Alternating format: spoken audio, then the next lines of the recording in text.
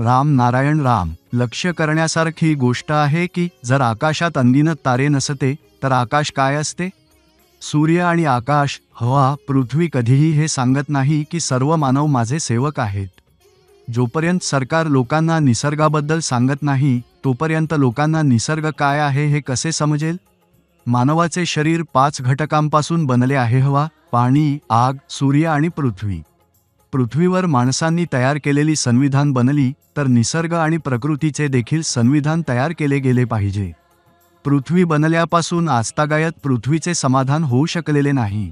जे लोक वाईट काम करत आहेत त्यांना योग्य मार्ग दाखवणे हे आपले धर्म आहे.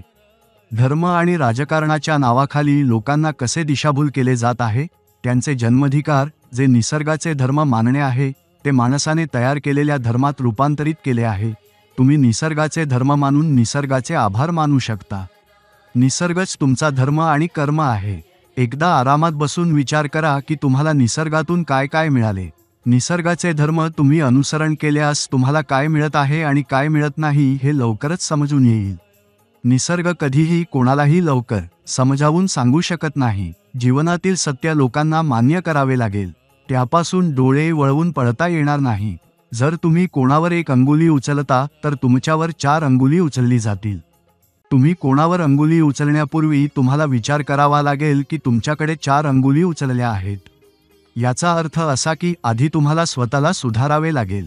जर आपण आपली विवेकशक्ती ऐकली तर सर्व काही चांगले होईल. आपण माणसांनी तयार केलेली संविधान पाहू शकत नाही, परंतु निसर्गाच्या संविधानाला अनुभवू शकतो. प्रकृती समजून घ्या. जीवनाला योग्य दिशा देण्यासाठी आमच्या महागुरूंनी दिलेल्या बीज मंत्र राम नारायण राम सोबत तुम्ही जोडले पाहिजे. हा मंत्र तुम्हाला जीवनाचा योग्य मार्ग दाखवतो. जीवनात ज्या कोणत्याही समस्या किंवा अडचणी आहेत त्या सर्वांचा उपाय आपोआप होतो जेव्हा तुम्ही या मंत्राचा जप करता. त्यामुळे वेळ न गमावता त्वरित राम नारायण राम सोबत जोडले जाऊन जपा.